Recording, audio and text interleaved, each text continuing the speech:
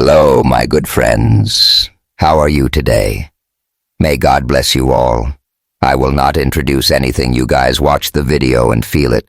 Then let's evaluate together. The late afternoon sun bled red across the Willamette River, painting the Portland skyline in hues of fire and shadow. James Harper gripped the steering wheel of his Ford Bronco, the hum of the engine blending with the soft, off-key singing of his 5-year-old daughter Ava in the back seat. Her sparkly backpack bounced as she kicked her sneakers, belting out Twinkle, Twinkle, Little Star like it was her personal anthem. James glanced at her in the rearview mirror, a faint smile tugging at his lips. At 38, he was the CEO of a renewable energy startup, a man who'd built a life from grit and grief after losing his wife 3 years ago. Ava was his anchor, her laughter, the only thing that filled the hollow spaces in their sleek Pearl District penthouse. "Almost home, kiddo," James said, turning onto a winding road that cut through the Columbia River Gorge. Pine trees loomed on either side, their needles catching the dying light. The air smelled of damp earth and cedar, a reminder of why he loved Portland's wild edges. Ava paused her song, pointing out the window. "Daddy, look. Fireflies." James squinted his foot, easing off the gas. Not fireflies. Flames. Up ahead, just off the shoulder, a silver sedan sat crumpled in a ditch, its front end smashed against a tree.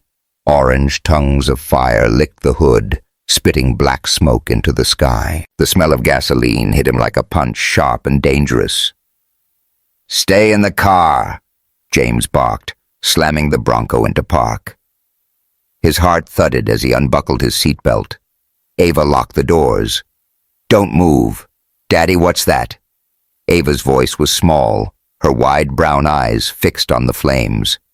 "It's okay, sweetheart. Just stay put." He grabbed his phone, dialing 911 as he leapt out. The operator's voice crackled through, but James barely heard her. The heat from the fire was already pressing against his skin, a wall of raw energy. He sprinted toward the wreck, gravel crunching under his boots. The sedan's windows were shattered. The driver's side door crumpled like tinfoil. Then he heard it, a faint, desperate cry. "Help! Please!" James froze, his pulse roaring in his ears. The voice was coming from inside the car. He dropped to his knees, peering through the broken driver's window, and what he saw stopped his breath. A woman, maybe in her early 30s, was slumped against the seat. Her dark skin glistened with sweat and blood, her curly hair singed and tangled. She wore a tattered wedding dress, the white lace scorched at the hem clinging to her like a cruel joke. But that wasn't the worst of it. Thick iron chains bound her to the steering wheel, looped around her chest and locked with a rusted padlock. Her wrists were tied with coarse rope, the knots biting into her skin. She was a prisoner staged in a burning cage. "Jesus!" James whispered, his hands trembling. The flames were creeping closer, inches from her dress. The dashboard glowed red, ready to erupt. "Hang on. I'm getting you out." Her head lolled, but her lips moved. "They'll find me." Her voice was barely a rasp, her eyes fluttering shut. No, stay with me," James shouted, coughing as smoke clawed his throat. He grabbed a jagged branch from the ground and smashed the rest of the window glass, spraying like confetti. The heat was unbearable, searing his arms as he reached in, fumbling for the lock. The chain was too strong, the padlock unyielding. Behind him, Ava's screams pierced the air. "Daddy! Ava! Stay there!" he yelled, not daring to look back. Sweat poured down his face, stinging his eyes. The fire roared louder, a beast ready to consume. He yanked his pocket knife from his jeans, sawing at the rope around her wrists. The fibers gave way, but the chain around her chest held tight. Come on," he muttered, bracing his foot against the doorframe. With a grunt, he pulled with every ounce of strength he had. The chain snapped free from its weld just enough. James reached in, grabbing her under the arms, and yanked. Her body slumped against him, heavy but alive. He stumbled back, dragging her onto the wet grass, shielding her as a deafening boom tore through the dusk. The car exploded in a fireball, sending a wave of heat and debris skyward. James curled over her, his breath, ragged ears ringing. Shards of metal rained down, sizzling in the damp earth. For a moment he lay there, heart pounding, the woman's shallow breaths warm against his chest. Ava was screaming his name from the Bronco, her tiny fists banging on the window. Sirens wailed in the distance, red and blue lights flashing through the trees. Someone must have called it in. James looked down at the woman in his arms. Her face was pale, lips trembling, blood streaking her cheek. Her wedding dress was a ruin. But beneath the grime, she was striking high cheekbones, a strong jaw, and those deep brown eyes that had begged for help. "You're okay," he whispered, brushing a lock of singed hair from her face. "I got you. You're safe." But even as he said it, a chill ran through him. Whoever had chained her to that car wasn't done. This wasn't an accident. It was a message. The hospital was a blur of fluorescent lights, beeping monitors, and the sharp tang of antiseptic. James paced outside the ER at Oregon Health and Science University, his flannel shirt still smeared with soot and blood. His hands shook as he texted his assistant to pick up Ava, who was now safe with her babysitter, clutching her sparkly backpack and asking if the fire lady was okay. James didn't have an answer. The woman, Zara, she'd mumbled before passing out again, was in surgery. No ID, no purse, just a charred wedding dress and those chains. The image haunted him, a puzzle with too many missing pieces. A man in a rumpled suit approached, badge glinting under the harsh lights. "James Harper, Detective, Leon Brooks, Portland PD. You're the one who pulled her out." James nodded, wiping his hands on his jeans.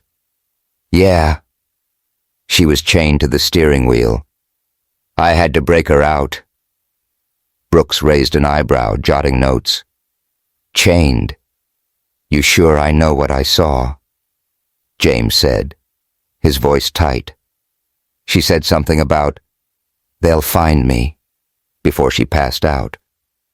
Brooks exchanged a glance with his partner, a younger officer hovering nearby. No license plate on the vehicle, burned clean off, fire department still combing the wreckage. "You got any idea who she is?" "None," James said. "Never seen her before. She said her name was Zara. That's it." Brooks scratched his chin. "Might be trafficking. We've seen cases like this. Women sold as brides, worse, without ID or a statement. She's a Jane Doe for now. We'll need to talk to her when she wakes up." James crossed his arms, the weight of the night settling in. "And if she doesn't have anyone? What happens to her?" Brooks shrugged. "Depends. If she's stable and not under arrest, we can't hold her hospital's swamped pileup on I-5 tonight. They might release her to whoever's willing to take responsibility." James's jaw tightened. Responsibility? He barely knew this woman, but the thought of her waking up alone, scared with nowhere to go, it gnawed at him. He glanced through the ER window. She was out of surgery now, lying still in a hospital bed, an IV dripping into her arm. Her face, cleaned of blood, was bruised but striking, her expression softened by sleep. The burned lace of her dress had been cut away, replaced by a hospital gown. But the image of those chains lingered. "I'll take her," he said before he could second-guess himself. "If she needs somewhere to go, she can stay with me and my daughter, just until she's on her feet." Brooks studied him, then nodded. "Your call. Harper, we'll be in touch." The drive to Pearl District was quiet, the city lights smearing past in a blur. Zara sat in the passenger seat of the Bronco, wrapped in a hospital blanket, her hands folded tightly in her lap. She hadn't spoken much since waking up, her voice hoarse from smoke and fear.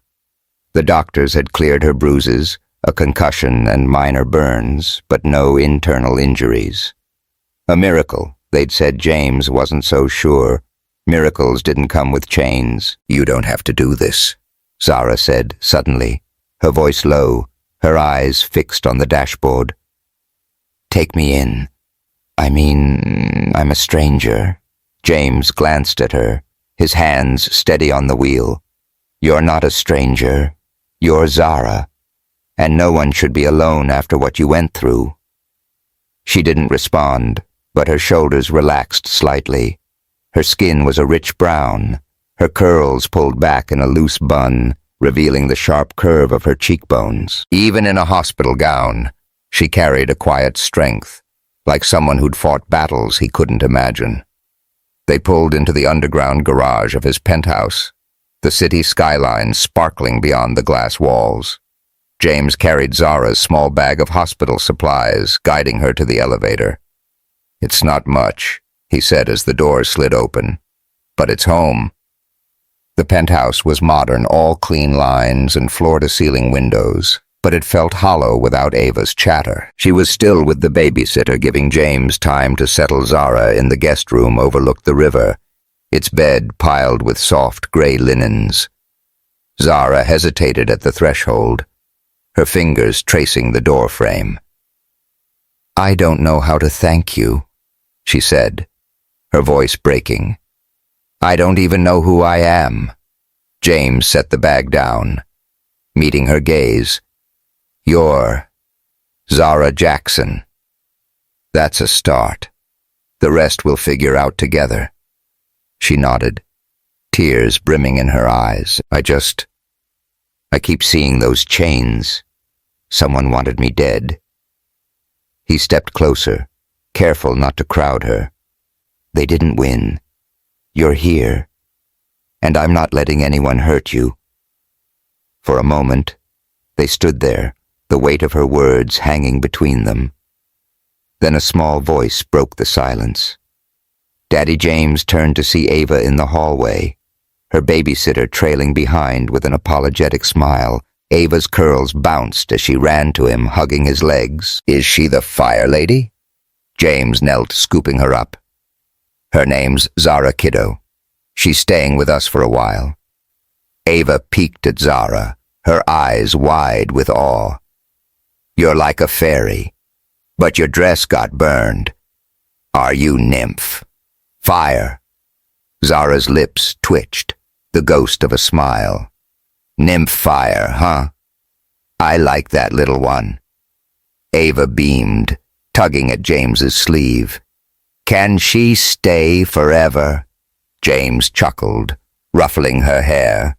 "One step at a time, Ava." He looked at Zara, who was watching them with a mix of gratitude and uncertainty. "Get some rest," he said softly. "We'll talk in the morning." As Zara disappeared into the guest room, James carried Ava to bed, her questions tumbling out. Is she magic? Does she fight dragons? He tucked her in, kissing her forehead, but his mind was on Zara. Whoever had chained her to that car was still out there, and he had a sinking feeling this was only the beginning. Thank you for diving into the heart-pounding start of Embers of Courage. If the fiery escape of Zara James and Ava's sparkly curiosity has you hooked, hit that subscribe button and ring the bell to join us for the next chapter. Drop a comment below. What do you think Zara's running from? Who chained her to that car?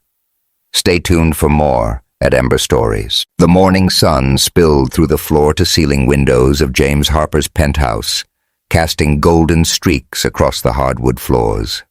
The Pearl District hummed below a mix of joggers, coffee carts, and street musicians waking up Portland. Inside, the air smelled of fresh coffee and slightly burned toast, a sign of James's attempt to play the perfect host. He stood at the kitchen counter, spreading peanut butter on bread, his flannel shirt rolled up to his elbows. Ava sat cross-legged on a bar stool, her sketchbook open, scribbling a picture of a woman with a fiery crown. Nymph fire, she'd declared, her tongue poking out as she colored Zara. Jackson emerged from the guest room looking like she'd barely slept. She wore one of James's oversized hoodies, the sleeves swallowing her hands, and a pair of Ava's leggings, slightly too short at the ankles.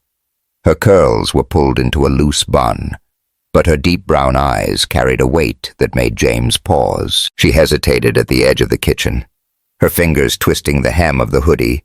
"Morning," James said, sliding a plate of toast toward her. "Not exactly gourmet, but it's edible." Zara managed a small smile, her voice soft. "You didn't have to. Gotta keep you fueled. Nymph fire," he teased, nodding at Ava's drawing. "Ava's already got you starring in her next masterpiece." Ava looked up, beaming. "Zara, look, you're a fairy with fire powers." She held up the sketch, a chaotic swirl of red and yellow crayons framing a stick figure woman with a wide grin. Zara's smile grew a flicker of warmth breaking through her guarded expression. "That's amazing, little one. You're gonna have to teach me how to draw like that." "Can I?" Ava bounced in her seat. "But you gotta promise not to burn the paper with your magic." James chuckled, pouring coffee into a Stumptown mug. "Watch out, Ava. Miss Zara might burn this whole place down with her fairy magic." Zara rolled her eyes, but the banter eased her shoulders. She slid onto a stool, picking at the toast. Her gaze drifted to the river outside the Willamette, sparkling under the morning light. James watched her, noting the way she flinched at the sound of a car horn below. Whatever she'd been through, it was still clawing at her, so he said, keeping his tone light, "Any plans for the day? World domination? Or just chilling with Ava's crayons?" Zara's lips twitched, but her eyes stayed distant. "I don't even know where to start, James. I keep trying to remember anything, but it's like grasping at smoke." He leaned against the counter, his voice softening. "You don't have to figure it all out today. You're safe here. That's enough for now." Ava piped up, oblivious to the weight of the moment. "Zara, do you know how to paint? I can teach you, but you might get paint on your fairy dress." Zara laughed, a small cracked sound that felt like a victory. "I'm pretty clumsy, kiddo. I'd probably end up with paint all over me."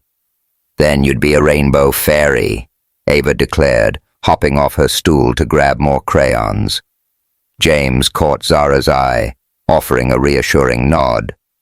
But beneath the surface his mind churned. The chains, the wedding dress, her whispered fear. They weren't just a random tragedy. Someone had wanted her dead, and he couldn't shake the feeling that they weren't done. By noon, the penthouse felt too quiet with Ava at her art class. James had work to do. Emails piling up, a board meeting looming. But he couldn't focus. Zara sat on the living room couch, staring at a blank notebook he'd given her, as if she could will her memories onto the page. The TV droned in the background, a local news report about the car fire, but no mention of Zara. The police had kept her name out of it for now. A knock at the door startled them both. James opened it to find Megan Walsh, his former assistant and Pearl District neighbor, standing there with a tray of muffins. Her blonde hair was pulled into a sleek ponytail, her smile too bright for the occasion. At 29, Megan had a knack for inserting herself into James's life, always lingering a little too long at company events. "Hey, James," she said, her voice sugary. "I heard about the incident. Thought you could use some comfort food." "Thanks," James said, taking the tray with a polite nod. "Just a rough night." Megan's eyes flicked past him, landing on Zara, who was watching from the couch. "Oh, you have company." "You have. The woman from the crash, right? Everyone's talking about it at the gallery fundraiser tonight." James's jaw tightened. "Yeah, she's staying here for a bit." "Zara, this is Megan." Zara stood, offering a cautious nod. "Nice to meet you." Megan's smile didn't reach her eyes. "Same. You must be shaken up after all that. Do you know what happened?" Zara's fingers tightened around the notebook. Not really. It's all a blur. Well, Megan said, her tone dripping with false concern. I'm sure the police will figure it out. James, you're going to the fundraiser, right? It's for the kids' art program. Ava would love it. I'll think about it, James said, already steering her toward the door. Thanks for the muffins. As soon as Megan left, Zara's shoulders slumped. She doesn't like me. James set the tray down, frowning. Megan's just nosy. Don't worry about her. But Zara's eyes were sharp. She's not just nosy. She's sizing me up. James didn't argue. He'd seen the way Megan looked at him, the subtle possessiveness she'd never voiced. But Zara wasn't the problem. Megan's gossip was, and in a neighborhood like Pearl District where whispers spread faster than wildfire, that could be trouble. The fundraiser was held in a chic gallery downtown, all exposed brick and soft jazz, with waiters weaving through the crowd with trays of Oregon Pinot Noir. James hadn't wanted to go, but Ava's art program needed the support, and he figured it might distract Zara from the weight of her missing memories. She wore a simple black dress from his late wife's closet, the fit slightly loose but elegant, accentuating her strong shoulders and the graceful curve of her neck. Her curls were loose now, framing her face, but her eyes darted nervously as they entered stick close. James murmured his hand, brushing her elbow. These people love to talk. Zara nodded, clutching a glass of sparkling water. The crowd was a mix of Portland's elite tech entrepreneurs, artists, philanthropists, all dressed in tailored suits and flowy dresses. James introduced her as a friend, keeping her story vague, but the whispers followed them. He caught snippets. Car crash. Mystery woman. James's new project, and his stomach churned.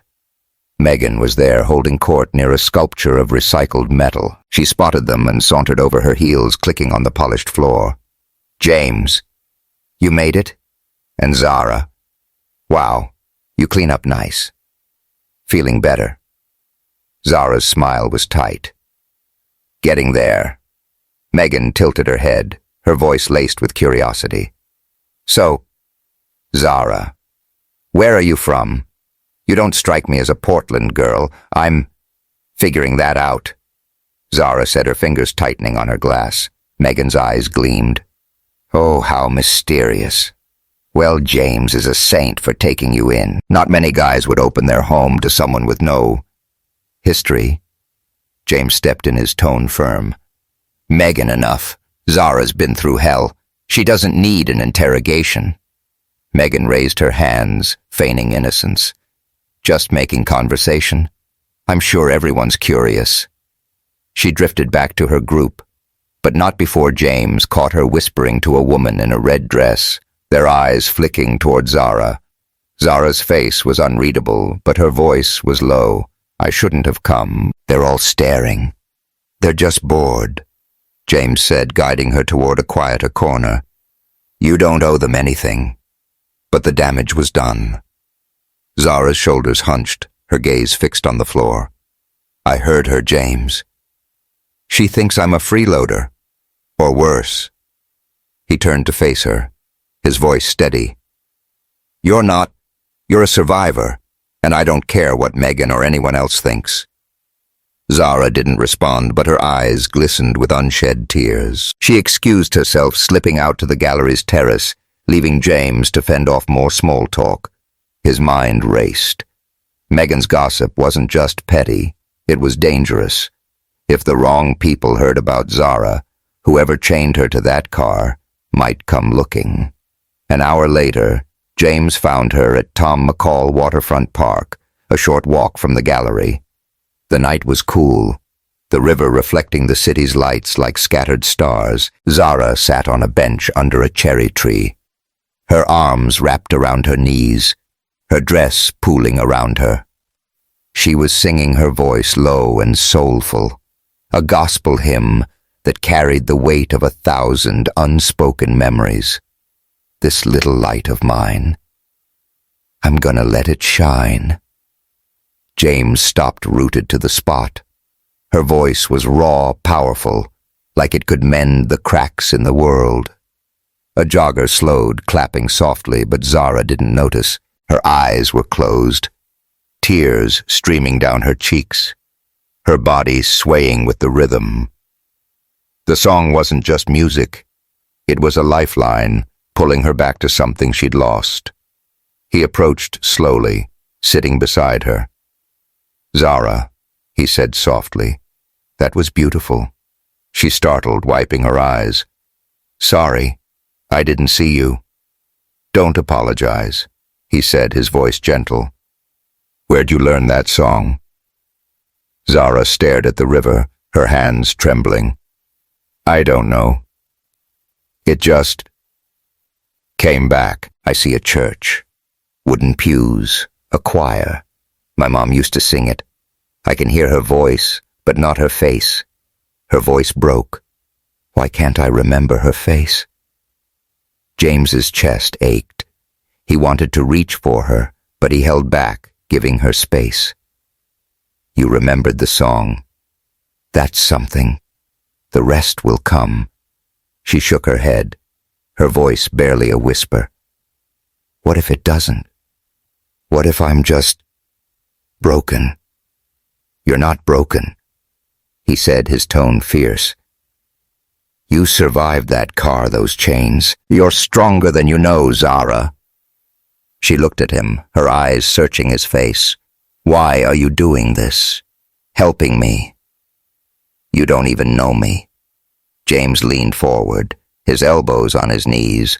"Because when I saw you in that car, I saw someone fighting to live. And I know what it's like to feel like you're drowning in the dark. I lost my wife. Zara, Ava's all I've got to keep me going. But you're a light I didn't expect to find." Zara's breath hitched, her tears spilling over. She reached for his hand, her fingers cold but firm. "Thank you," she whispered, "for seeing me." They sat there, hands clasped, the city, humming around them. The gospel hymn lingered in the air, a fragile thread connecting Zara to a past she couldn't yet grasp. But as James looked at her, he knew one thing for certain. Whoever had tried to snuff out her light wasn't done, and he'd be damned if he let them try again. The Portland rain had started by mid-morning, a soft drizzle that turned the Pearl District into a watercolor painting of gray and green. Inside James Harper's penthouse, the mood was lighter than it had been in days.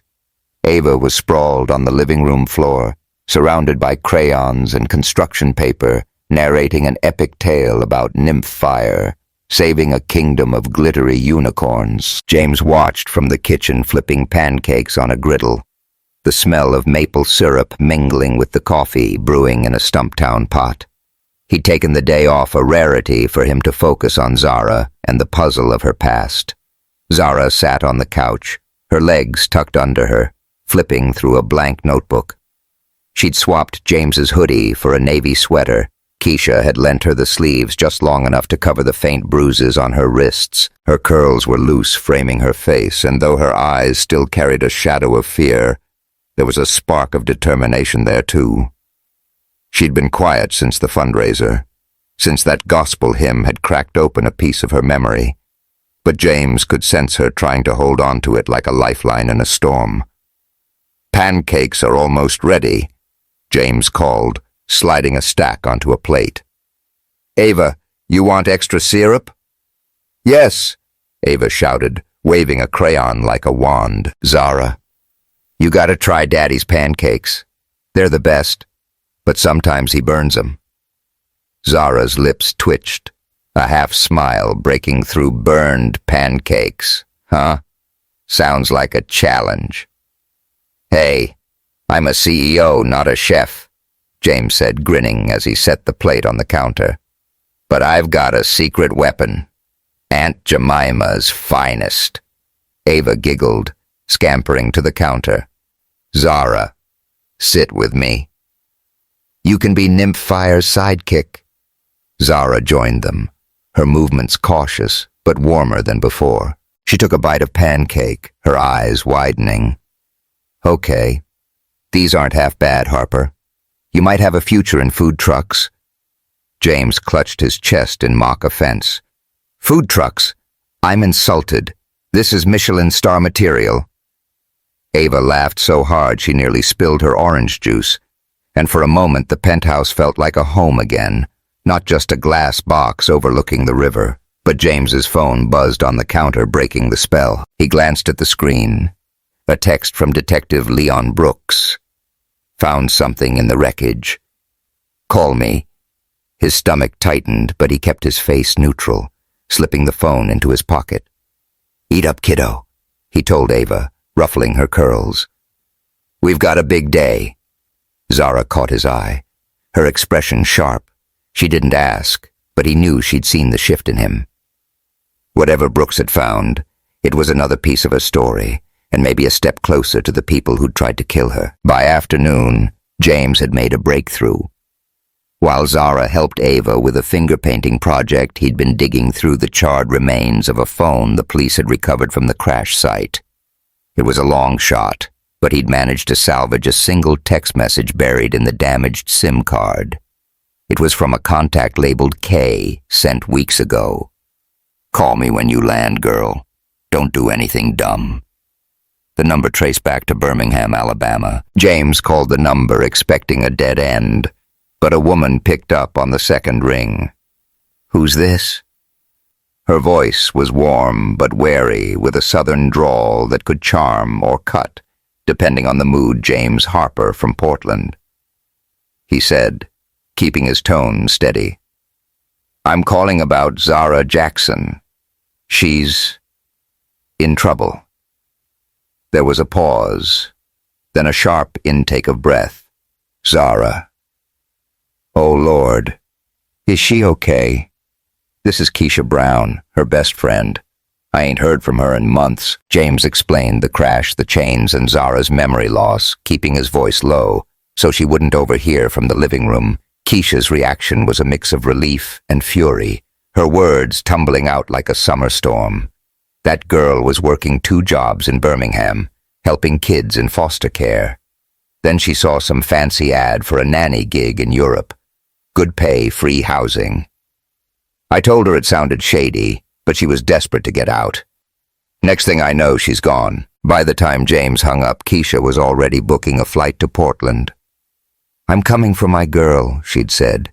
And you better have some decent coffee, Mr. CEO. When James walked back to the living room, Zara was laughing, her hands covered in blue paint as Ava smeared more on her cheek. You're gonna regret this, little one, Zara teased, holding up a paint-covered finger like a weapon. Ava squealed, diving behind a pillow. Nymph fire can't catch me. James leaned against the doorway, his heart catching at the sight. Zara's laugh was rare, like a melody he wanted to hear again and again. Looks like you're losing the paint war, he said, crossing his arms. Zara shot him a mock glare, wiping her hands on a towel. Your daughter's a menace. I'm calling for a truce. Never, Ava yelled, launching a foam paintbrush that bounced off James's leg. He laughed, but his eyes met Zara's and he nodded toward the kitchen. Got a second. She followed him, her smile fading as she sensed the shift. What's up? I found someone who knows you, he said, keeping his voice low. Keisha Brown from Birmingham. She's your best friend. She's flying in tomorrow. Zara's breath hitched her hand, gripping the counter. Keisha, I remember her. Braided hair, loud laugh. Always smells like coconut oil.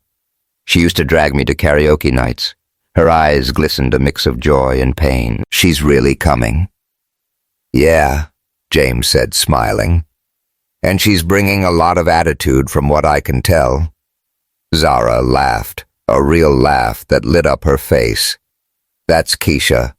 Thank you, James, for finding her. He shrugged, but his chest warmed. Just doing my part for Nymph Fire. Keisha arrived the next day like a hurricane, her braids swinging as she stormed into the penthouse with a duffel bag and a grin that could light up the Willamette. "Zara Jackson, you scared the soul out of me," she bellowed, pulling Zara into a bear hug. "Look at you holed up with a fancy CEO girl. We got stories to catch up on." Zara clung to her, tears spilling over Keisha. "I'm so sorry.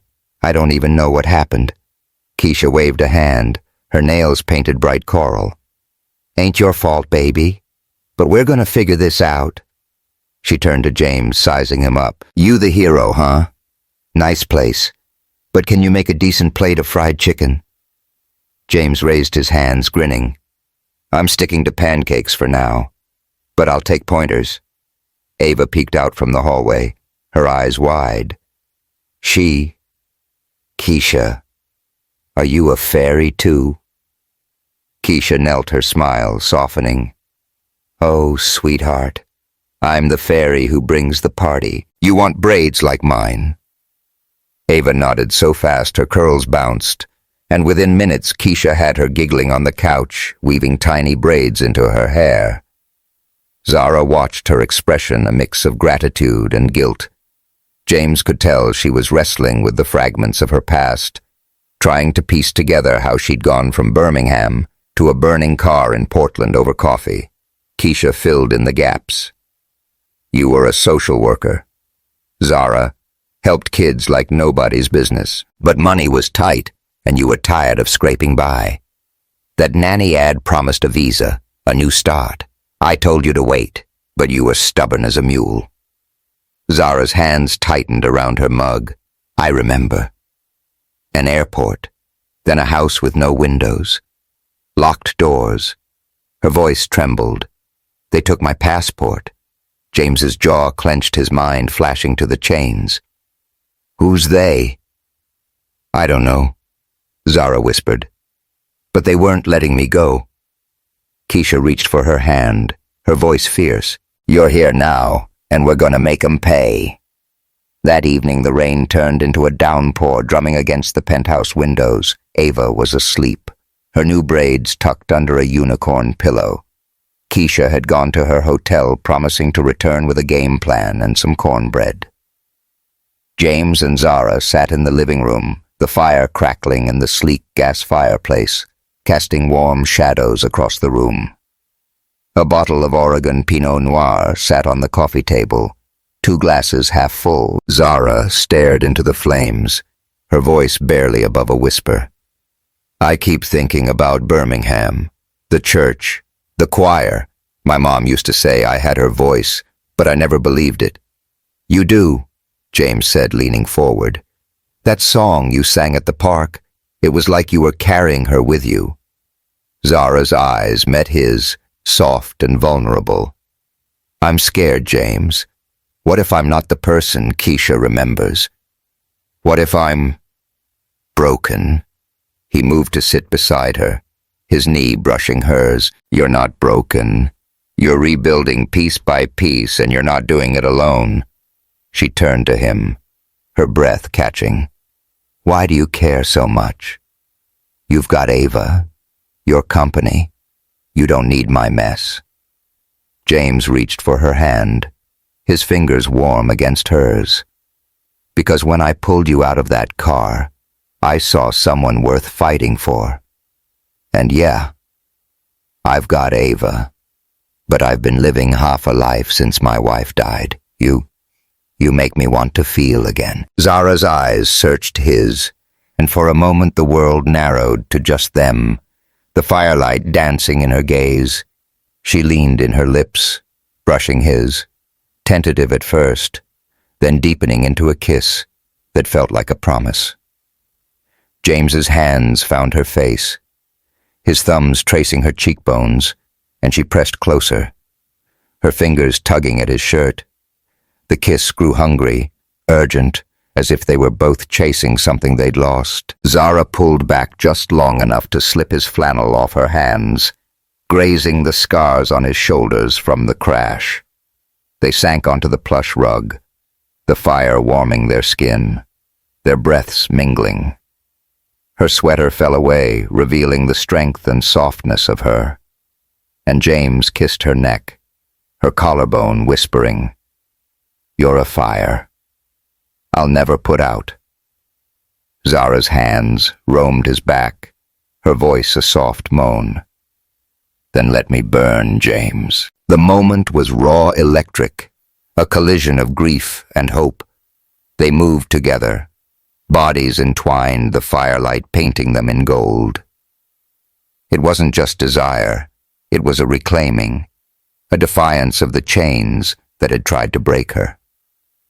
When they finally stilled, tangled in each other's arms, Zara rested her head on his chest, her heartbeat steady against his.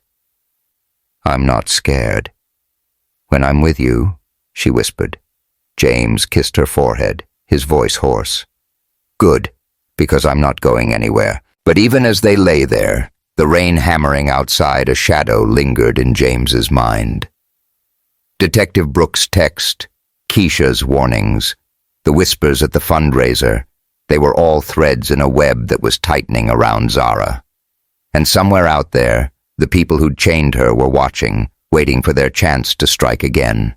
The Portland sky was a bruise of gray clouds, the kind that promised more than just rain. Inside James Harper's penthouse, the air was thick with tension, despite Ava's cheerful chatter as she built a pillow fort in the living room. Her latest masterpiece, a crayon drawing of nymph fire wielding a flaming paintbrush, hung proudly on the fridge, secured with a magnet shaped like a coffee cup. James stood at the kitchen island, chopping vegetables for a stew, the rhythmic thwack of the knife, a small anchor in the storm brewing inside him. Zara sat nearby, her fingers tracing the edge of a chipped mug, her eyes distant but sharp, like she was piecing together a puzzle only she could see. It had been 2 days since their night by the fireplace, 2 days since Zara had let herself burn bright in his arms. They hadn't spoken about it directly, but the air between them had shifted warmer, heavier, laced with an unspoken promise. Yet the weight of her past was closing in, and James could feel it in the way she flinched at sudden noises, the way her gaze lingered on the penthouse's glass walls, as if expecting a shadow to appear. Keisha Brown was sprawled on the couch, her braids piled into a messy bun, scrolling through her phone with a frown. She'd stayed in Portland, refusing to leave until Zara was safe, and her presence was a lifeline. Part cheerleader, part drill sergeant. "Girl, you need to eat something," Keisha said, glancing at Zara's untouched toast. "Can't fight dragons on an empty stomach." Zara's lips twitched, but her voice was quiet. "Not sure I'm ready for dragons, Keisha." "You were born ready." Keisha shot back her southern drawl thick with conviction. "You just forgot for a minute." James set the knife down, wiping his hands on a dish towel. "She's right, you know. Nymph fire doesn't back down." Ava poked her head out of the pillow, fought her curls bouncing. "Zara, you can borrow my paintbrush sword. It's super strong." Zara managed a real smile, her eyes softening. "Thanks, little one. I might need it." But the moment of levity shattered when James's phone buzzed with a text from Detective Leon Brooks, got a lead on the car's VIN, registered to a shell company in Seattle. Possible trafficking link. "Watch your back." James's jaw tightened, his fingers hovering over the screen. He hadn't told Zara about the earlier message, the one about evidence in the wreckage, but this was too big to keep quiet. "Zara," he said, his voice low. "We need to talk." She looked up, her expression guarded. Keisha sat up, sensing the shift. "What's going on, Mr. CEO?" James slid the phone across the counter, showing them the text. "The police are digging into the car. It's not random. They think it's tied to a trafficking ring." Zara's face paled, her hands clenching the mug so hard James thought it might crack. "I knew it," she whispered. "I've been remembering pieces. A house, no windows, locked doors, men in suits, voices in another language. They called me property." Keisha's eyes blazed, her voice sharp. Property. Oh, hell no. Whoever did this is gonna wish they never met you. Ava, oblivious to the tension, crawled out of her fort. Zara, were you in a castle? Like a fairy? Zara forced a smile, kneeling to meet Ava's gaze. Not a castle, sweetheart. But I got out just like nymph fire would. James watched his heart aching. Zara's strength was a quiet fire, but he could see the fear beneath it. We're not alone in this, he said, his voice firm. Brooks is on it, and I'm reaching out to someone who might help. That someone was Calvin Reed, a retired FBI agent who lived 2 blocks away in a cluttered townhouse filled with old case files and vinyl records. At 46, Calvin was a bear of a man with a salt and pepper beard and a laugh that could shake walls. He'd been a friend of James's late wife. Always good for a bad joke and a sharp insight. When James called, Calvin didn't hesitate, showing up at the penthouse with a box of voodoo donuts and a grin. Trouble follows you. Harper, Calvin said, setting the donuts on the counter. But I ain't complaining. Keeps retirement interesting. He winked at Zara, offering a hand. Calvin Reed, ex-FBI, current donut enthusiast. Zara shook his hand, her smile cautious but genuine. Zara Jackson. Thanks for coming. Ava zoomed in, eyeing the donuts. Are those for me? Did he laugh? Calvin chuckled, handing her a pink frosted one. Only if you share, kid. And did he laugh? I like that, Keisha snorted, grabbing a donut. You're gonna need better jokes than that. Calvin, Zara's got enough on her plate. Jokes are my cardio, Calvin said, unfazed. Now let's talk business. That Vin Brooks mentioned. I've seen shell companies like that before. They're fronts for trafficking women, mostly sold to rich creeps across borders. Your crash wasn't an accident, Zara. Someone wanted you gone. Zara's breath hitched, her hands twisting in her lap. I remember a man. Damien. He wore suits, smiled like a snake. He said I was special, that I'd be a perfect bride. Then they put me in that dress.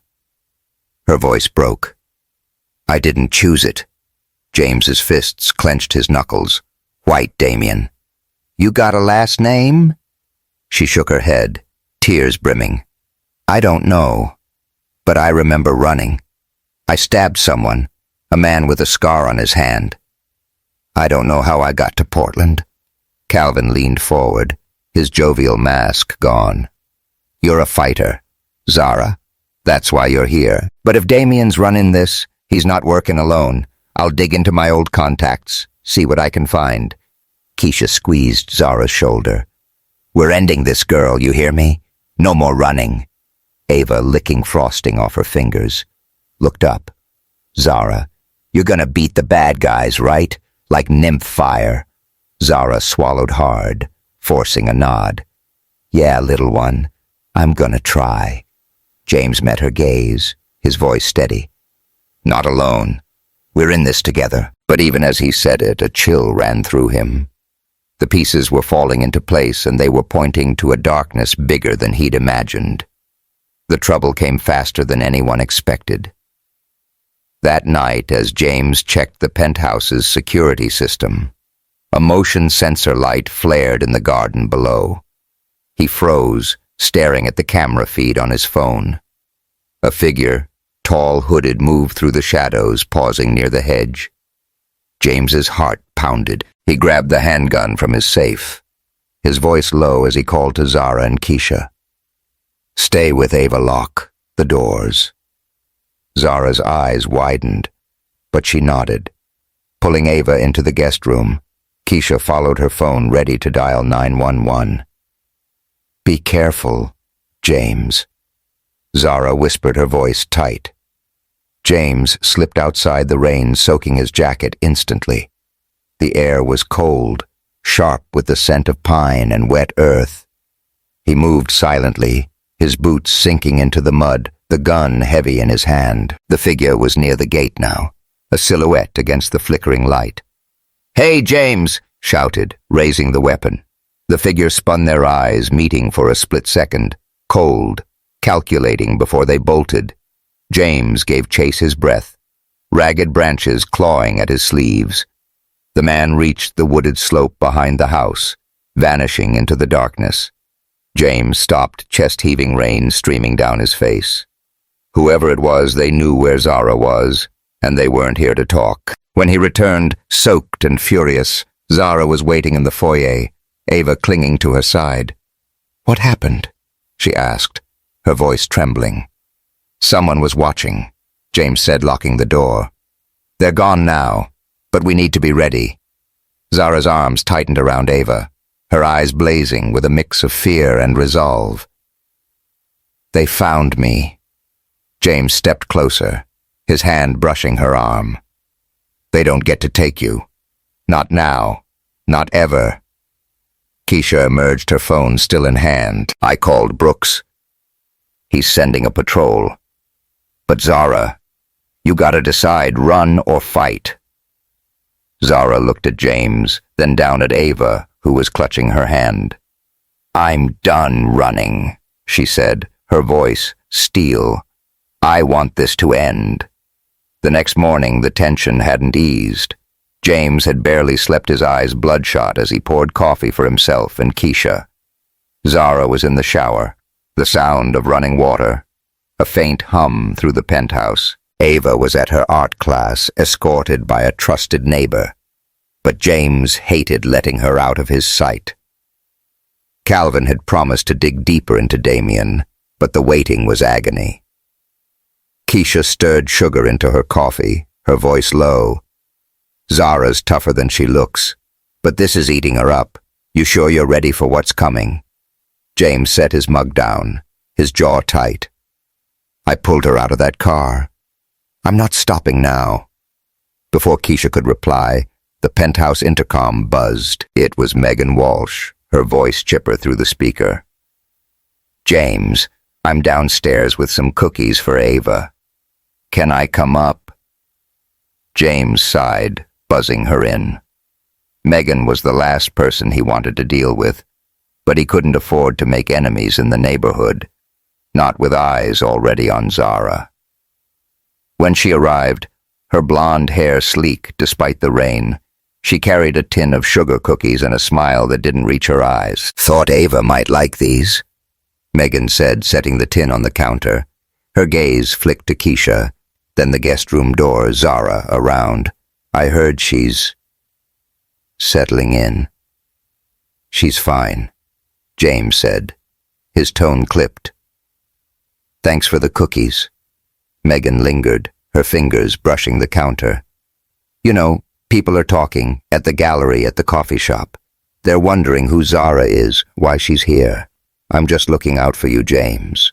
You and Ava don't need complications." Keisha's eyes narrowed, her voice dripping with southern sass complications. "Honey, the only complication here is you stirring up trouble. Zara's family, so you best watch your mouth." Megan bristled, but before she could retort, Zara emerged from the guest room, her hair damp, her expression unreadable. "Everything okay?" "Just peachy," Keisha said, glaring at Megan. Miss Cookies was just leaving. Megan forced a smile, grabbing her purse. "See you around, James." She left, but the air felt heavier, her words lingering like a bad taste. Zara crossed her arms, her voice low. "She's trouble, isn't she?" James nodded, his gut twisting. "Yeah, and she's not the only one." The attack came that afternoon, sudden and brutal. James was driving Zara and Ava to Ava's art class, the Bronco's wipers slashing through the rain.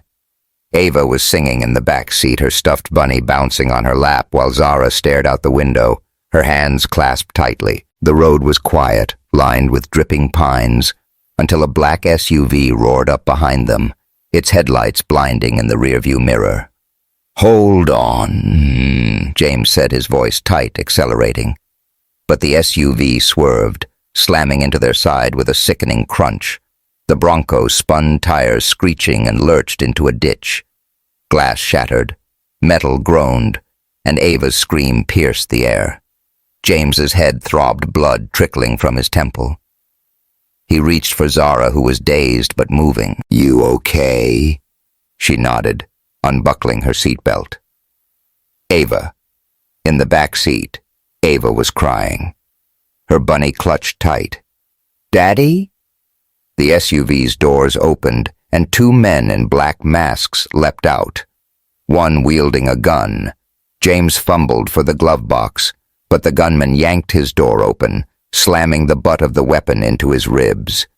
James gasped, collapsing against the seat. "Take the girl!" the second man shouted, reaching for Ava. "No!" Zara lunged into the back seat, wrapping her arms around Ava. "You're not touching her!" James kicked out, slamming the door on the second man's arm. The man howled, staggering back. Zara used the moment, shoving Ava through the passenger side door. "Run, baby, into the trees." Ava stumbled out her sneakers, slipping in the mud, and bolted toward the forest. The gunman gave chase, but Zara was faster, her legs pumping as she tackled him to the ground. She clawed at his mask, slamming her elbow into his face until he went limp, rain mixing with blood on the grass. Behind her, tires screeched. James had crawled into the driver's seat, ramming the Bronco forward to scatter the second man. Breathing hard, Zara scooped Ava into her arms, the girl sobbing against her chest. "I'm here, baby. I've got you." James stumbled out, clutching his side, his face pale but fierce. "Get to the car now." They piled into the Bronco, Zara cradling Ava as James floored it, the damaged vehicle lurching back onto the road. Sirens wailed in the distance. Someone had called it in. Zara's hands shook, but her voice was steady as she whispered to Ava. "You're safe, little one. Nymph. Fire's got you." James glanced at her, his eyes burning with gratitude and fury. "You saved her." Zara met his gaze, her voice steel. "I'm not letting them win." But as they sped toward safety, Zara's mind raced. The men in masks, the chains, Damien's voice. They were all connected. And now they'd come for Ava, too. Whatever she'd escaped, it wasn't over. It was only getting worse. The Portland rain had slowed to a drizzle, leaving the city slick and shimmering under a heavy gray sky. Inside James Harper's penthouse, the air was thick with resolve, the kind that comes after a brush with death. The attack on the road had left its mark. James's ribs were bruised, his Bronco was in the shop, and Ava clung to Zara like a lifeline, her stuffed bunny never leaving her side. The living room once, a haven of crayon drawings and pillow forts, now felt like a war room. Keisha Brown sat cross-legged on the couch, her phone buzzing with updates from Detective Leon Brooks, Calvin Reed. The retired FBI agent paced near the windows, his usual jokes replaced by a grim focus. Zara stood at the kitchen island, her hands steady as she poured coffee, but her eyes burned with a fire James hadn't seen before. The attack had changed her. The fear was still there, but it was overshadowed by a fierce determination. She'd saved Ava, fought off a masked thug, and now she was done hiding. "I'm not running anymore," she'd said last night, her voice steady as she tucked Ava into bed. They came for her. "James, I'm ending this." James leaned against the counter, his flannel shirt hiding the bandages on his ribs. He hadn't slept, his mind replaying the crash. The gun, Zara's scream as she tackled the attacker. He'd called in every favor he had.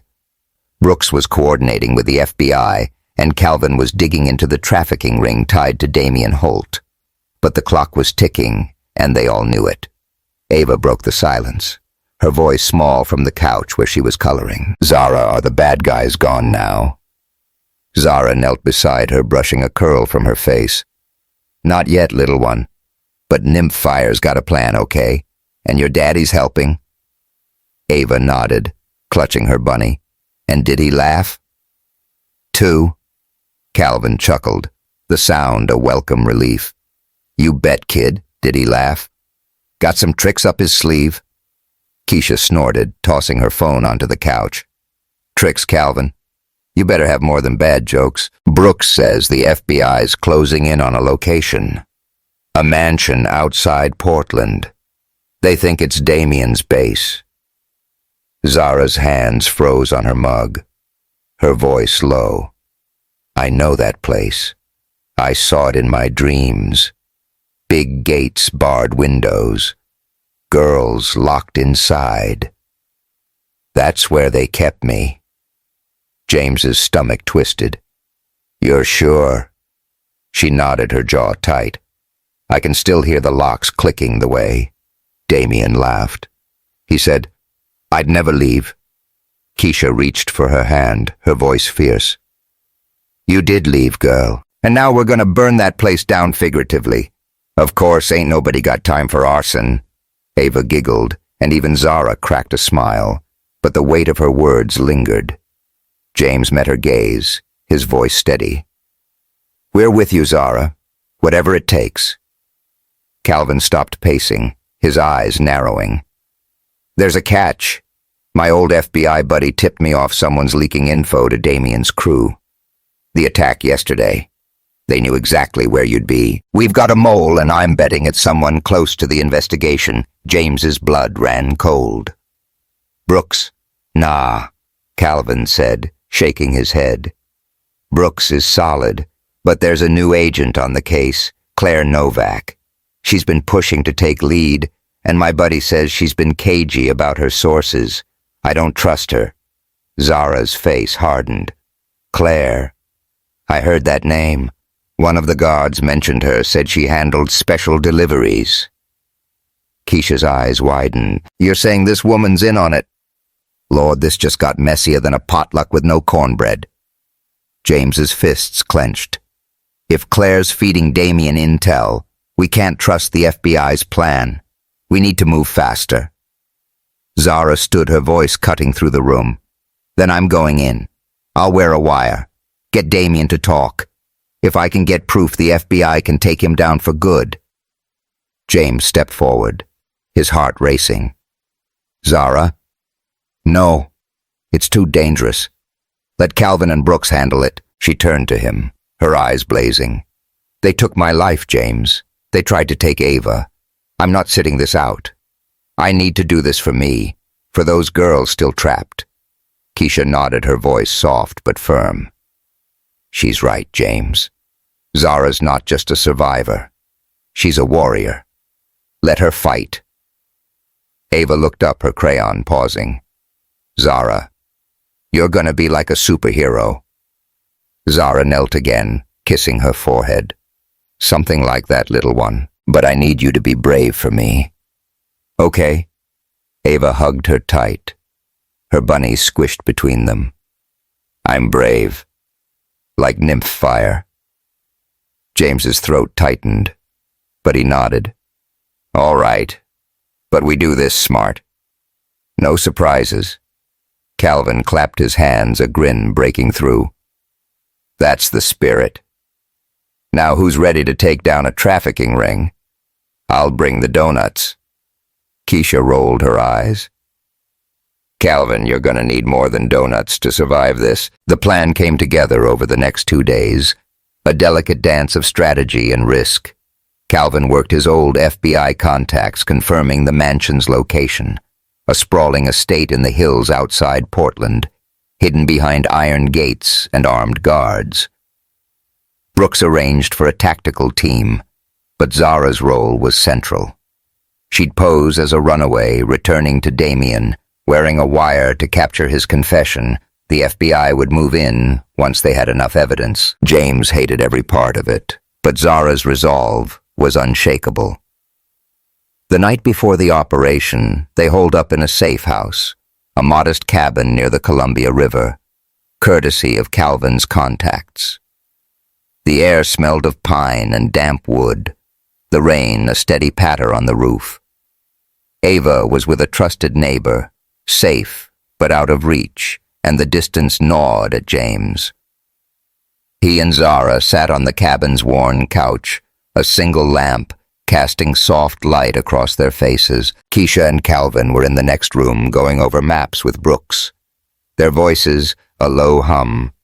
Zara stared at her hands, the faint scars on her wrists, a reminder of the chains I keep thinking about tomorrow.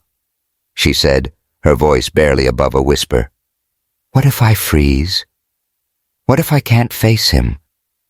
James took her hand, his thumb tracing her knuckles. "You won't freeze. You're the strongest person I know. Zara, you saved Ava. You survived that car. You've got this." She looked at him, her eyes glistening. "I'm only strong because of you. You and Ava.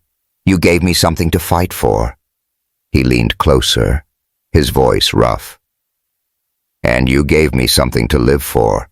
I was just going through the motions before you, Zara. Now, I can't imagine losing you." The air between them crackled heavy with unspoken fear. Zara closed the distance, kissing him with a fierceness that stole his breath. It was different from the fireplace, more desperate, more alive, as if they were stealing time from a world that might rip them apart. Her hands tugged at his shirt, pulling it over his head, her fingers grazing the bruises on his ribs. James kissed her neck, her jaw, his hands sliding under her sweater, feeling the warmth of her skin. They fell onto the couch, clothes discarded in a hurried pile, their bodies moving with a rhythm born of need and defiance. The rain outside was a distant roar, the lamp's glow painting them in soft gold. Zara's breath hitched her voice a whisper against his ear. "If this is our last night, make it count." James held her close, his lips brushing her temple. "It's not our last, Zara. I promise." They lay there afterward, tangled in a blanket, her head on his chest. "I love you," she said so softly, he almost missed it. He tightened his arms around her, his voice hoarse. "I love you too, and I'm not letting you go." But as they drifted to sleep, the weight of tomorrow loomed a shadow neither could outrun. The mansion was a fortress of glass and stone, its gates gleaming under the morning mist. Zara stood before it, her heart pounding, the tattered wedding dress clinging to her like a second skin. The FBI had salvaged it from evidence, and wearing it again felt like stepping into a nightmare. A tiny wire was sewn into the lace, its transmitter hidden near her collarbone. James Calvin and the FBI team were positioned in vans half a mile away, listening, waiting. Zara took a deep breath, channeling nymph fire, and knocked. The door opened, revealing Damien Holt. His suit was immaculate, his smile cold as ice. "Zara," he purred, his voice dripping with mock surprise. "The runaway bride returns. I must say you look resilient." She forced a smile, her stomach churning. "I made a mistake, Damien. I'm here to make it right." He studied her, his eyes narrowing, then gestured her inside. The mansion's interior was opulent marble floors, crystal chandeliers, but it reeked of captivity. Barred doors lined the halls, and silent girls peeked from shadows, their eyes hollow. Zara's resolve hardened. She followed Damien to a private lounge where he poured himself a whiskey. "You cost me a lot, Zara," he said, swirling the glass. "My clients don't like disappointments." "I was scared," she lied, her voice steady. "But I know my place now. I want to stay." Damien laughed, a sound like breaking glass. "You think I'm a fool? You ran. You fought. Why come back?" She leaned closer, her heart racing. "Because I have nowhere else to go. You said I was special. Prove it." He smirked, stepping toward her. "Oh, I will. But first, you'll earn your keep." It was the signal. Outside, the FBI moved, breaching the gates with silent precision. But chaos erupted faster than planned. An alarm blared and Damien's guards opened fire. Zara grabbed a fire extinguisher, smashing the lock on a nearby door. "Go!" she shouted to the girls inside. "Run now." She moved to the next room, then the next, freeing as many as she could. Gunshots echoed downstairs, and she heard James's voice through the wire. Urgent. "Zara, get out! It's going south!" But she couldn't leave, not yet. In the upstairs corridor, Damien grabbed her wrist, yanking her back. "You traitor," he hissed, his gun gleaming. "You think you can ruin me?" Zara twisted free, punching him hard across the jaw. "That's for every girl you caged." He staggered, raising the gun, but James appeared at the end of the hall, his face bloodied from the fight below. Zara down. She dropped as Damien fired the bullet, grazing James's side. He collapsed, blood pooling on the marble. "No," Zara screamed, crawling to him, her hands pressing against the wound. "James, stay with me." Damien aimed again, but FBI agents stormed the hall, tackling him to the ground. His curses faded as they cuffed him, but Zara barely noticed. She cradled James, tears streaming down her face. "Don't you dare die on me," she sobbed. "You promised." His eyes fluttered, his voice weak. "You're my fire, Zara." Sirens wailed outside, medics rushing in. Hands pulled Zara away, oxygen masks and bandages appearing as if by magic. James was still breathing, barely as they loaded him onto a stretcher. Zara stood frozen, her dress stained with his blood, the freed girl stumbling into the light around her. Damien was gone. But the cost was etched in James's pale face in the uncertainty of whether he'd survive. And somewhere in the chaos, Claire Novak had vanished, her betrayal. A loose thread that promised more danger to come. The sterile scent of antiseptic hung heavy in the air of Oregon Health and Science University's ICU, where James Harper lay tethered to monitors and IV lines. His chest rose and fell with shallow breaths, the beep of the heart monitor, a fragile rhythm in the quiet room. The bullet had missed his vital organs, the doctors said, but he'd lost a lot of blood, and the next few days were critical. Zara Jackson sat beside him, her hand wrapped around his, her thumb tracing the calluses on his palm. Her curls were pulled back with a scarf Keisha had given her, and though her eyes were red from crying, they held a quiet strength, a fire that refused to go out. It had been 3 days since the raid on Damien Holt's mansion. 3 days since Zara had faced her captor and watched James take a bullet for her. The FBI had swept in, arresting Damien and his guards, freeing dozens of girls who'd been locked away like trophies. Claire Novak, the traitor within the FBI, had slipped through the cracks, vanishing before the cuffs could find her. Detective Leon Brooks was furious, promising to track her down, but Zara knew better than to trust promises. The world she'd escaped was a web of shadows, and Claire was still out there spinning new threads. Keisha Brown leaned against the hospital room's doorway, her braids loose, her arms crossed. She'd been a rock-shuttling Ava between the hospital and safe houses, keeping the little girl's spirits up with stories and braids. Calvin Reed was downstairs badgering his old FBI contacts for updates on Claire. But for Zara, the world had narrowed to this room, to James's pale face and the hope that he'd open his eyes. "You need to eat, girl," Keisha said, her voice soft but firm. "Can't keep nymph fire burning on coffee and prayers." Zara managed a faint smile, her gaze never leaving James. "I'm okay, Keisha. I need him to wake up." Keisha stepped closer, squeezing her shoulder. "He will. That man's too stubborn to leave you and Ava, and you're too stubborn to let him." A small laugh escaped Zara. "Cracked, but real. You sound like my mom. She used to say, I was born with a fire. Nobody could snuff out." Smart woman, Keisha. said her eyes softening. You're her daughter, Zara. That fire's why you're here. The door creaked open, and Ava slipped in her sneakers, squeaking on the linoleum. Her curls were adorned with tiny beads Keisha had braided in, and she clutched her stuffed bunny, her eyes wide as she looked at James.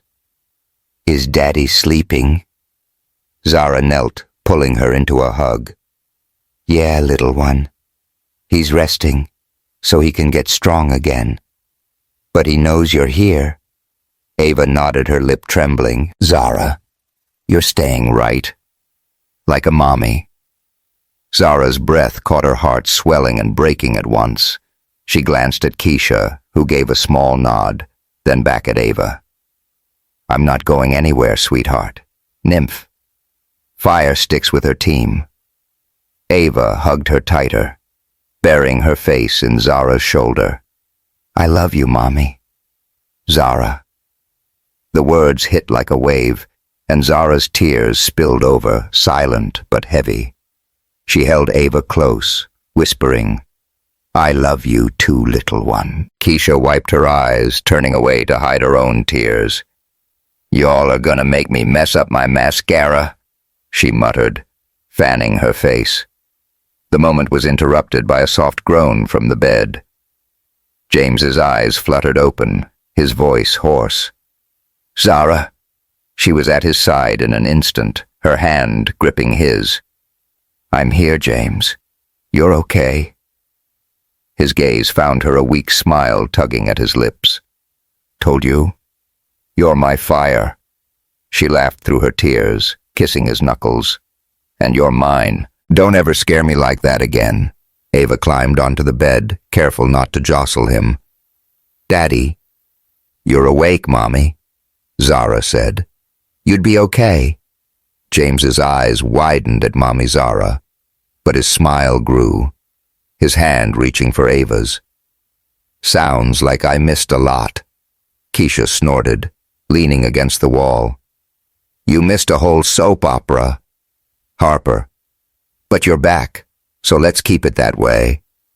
The room filled with soft laughter, a fragile warmth in the face of everything they'd endured, but Zara's heart still carried a weight, a nagging fear that the storm wasn't over. 2 weeks later, James was strong enough to leave the hospital, though he moved slowly, leaning on a cane as he stepped into the penthouse. The Pearl District sparkled under a rare, sunny sky, the Willamette River glinting like a promise. Ava ran ahead, her bunny tucked under her arm, shouting about a new drawing she'd made for Mommy Zara. Keisha had returned to Birmingham, promising to visit soon with a truckload of cornbread, and Calvin was still chasing leads on Claire Novak. His bad jokes a constant overtext. Zara had been granted a new identity by the FBI, full immunity, a clean slate, and the freedom to start over anywhere. But she'd chosen Portland, chosen James and Ava, chosen the family she'd found in the ashes of her past. The penthouse felt different now, warmer, filled with Ava's laughter and the quiet moments where Zara and James stole glances, their love a steady flame. They sat on the couch that evening, Ava curled up between them, reading a picture book about a dragon who loved to paint. James's arm rested around Zara's shoulders, his fingers brushing her neck. So he said, his voice teasing Mommy Zara. Huh? Zara's cheeks warmed, but she met his gaze. Ava's idea. I didn't argue. Good, he said, his eyes soft. Because it fits.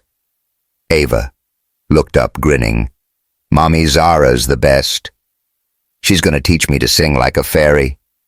Zara laughed, ruffling her curls. Only if you teach me to draw like you, little one. The moment was perfect, the kind Zara had never dared dream of in that locked house in Brussels.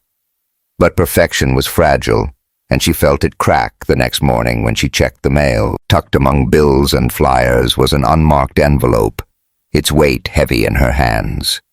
She opened it in the kitchen, her breath catching as a scrap of charred lace fell out, the same lace from her wedding dress.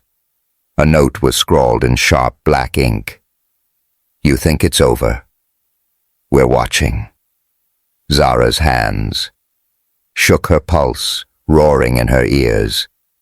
She stuffed the note back into the envelope, hiding it in a drawer before James or Ava could see. Her eyes darted to the living room where James was helping Ava with a puzzle, his cane propped against the couch. Ava's laughter rang out pure and bright, and Zara's resolve hardened. She wouldn't let this shadow touch them, not yet. Not until she knew who was behind it. She stepped onto the balcony, the city sprawling below, and pulled out her phone to text Calvin. Got a letter. Lace from the dress. Someone's still out there. His reply was instant. On it. Stay sharp. Nymph fire. Zara leaned against the railing, the wind carrying the scent of river and pine. Her mind raced. Claire Novak, a new player in Damien's network, or someone else entirely. The note wasn't just a threat. It was a challenge, a reminder that her freedom was a fragile thing. But she wasn't the woman in chains anymore. She was Zara Jackson, survivor protector, nymph fire, and she'd fight for this life for James, for Ava, for the girls still out there. Inside, James called her name, his voice warm. Zara, you coming? Ava's got a masterpiece to show you. She took a deep breath, forcing a smile as she turned back to the door. Right there, love, she said, her hand brushing the hidden note in her pocket. The sun dipped below the horizon, painting the sky in hues of fire and shadow, a mirror of the battle she knew was coming. She stepped inside, joining James and Ava, their laughter wrapping around her like armor, but her eyes lingered on the skyline, searching for the shadow she knew was watching. The fight wasn't over. It was just beginning. Thank you for joining Zara, James, and Ava on this heart-wrenching journey in Embers of Courage. If their story of love, courage, and the shadows that linger has sparked something in you, hit that subscribe button. Ring the bell and share this tale with the world. Drop a comment below. Who do you think sent that letter? Is Claire Novak pulling the strings, or is a new enemy emerging? Let us know and stay tuned for the next chapter at Ember Stories.